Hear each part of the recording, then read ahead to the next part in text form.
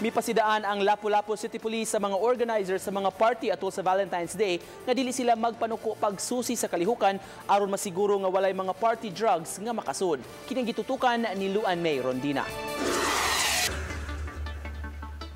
Dili igsapayan sa kapolisan nga tawgon sila og killjoy sa mga parties nga ipahigayon ug mga adlaw. Masiguro lang nga way laing kinabuhi ang mausik tungod sa mga party drugs. Matod ni Police Senior Superintendent Limuel Obon, mupakatap sila og mga tourist police og mga intel personnel sa nagkadaiyang mga parties. Bahala ng maging kuan ang atong police din ha, uninvited guest, but we will insist just to ensure nga dili na mahitabo. Hindi naman namo to to make a trouble there at, but our visibility will become a deterrent for them. We'll talk to the organizer to ensure nga wala good na mahitabo din ha. We will observe them.